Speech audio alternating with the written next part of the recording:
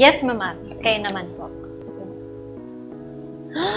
Sino yung mga yan? Yun na yun. Sino po yan? Tayo yan. Mga nagagandahan po. Ayun, mga women in science. Yes.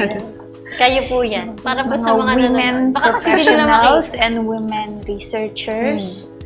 Mga, in general, mga kababaihang manggagawa.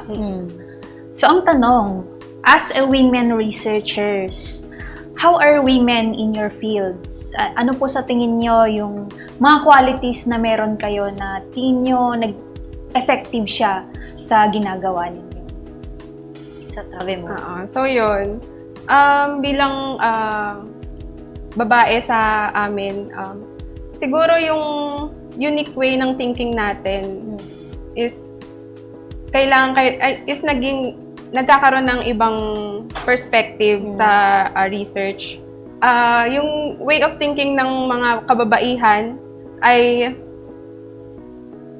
kakaiba. Yung approach natin, more on practical na tayong mga kababaihan. Tsaka organize po tayo. Ayun, oo. So, yun, tayo yung kumbaga sa bahay, doon natin natutunan na tayo yung mag-organize nga ng mga bagay-bagay, tayo yung maglilinis, ganyan. So, sa patrabaho, ayun, nadadala rin natin siya.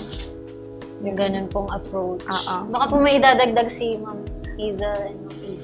Siguro i-add ko lang yung although ayun, siguro ang ano ay yung mga girls kasi they are naturally nurturing.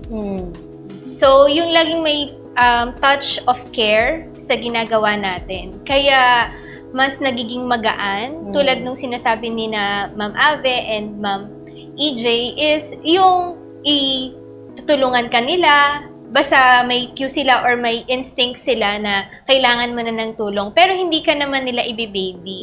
So, just providing yung enough na tulong para mas mag-flourish ka pa. So, yun. Very nurturing. Yes, nurture. Ma'am EJ. Ayan. I think yung isa pa sa mga traits ng kababaihan is yung lakas ng loob. Kasi kapag malakas yung loob mo, willing ka mag-take ng risk. Kung willing ka mag-take ng risk, mas ensured tayo na nakakapagsimula tayo kahit na unknown yung project, unknown yung future. Yan. Kaya, Sugod lang po. yes, laban lang. Nalaban lang.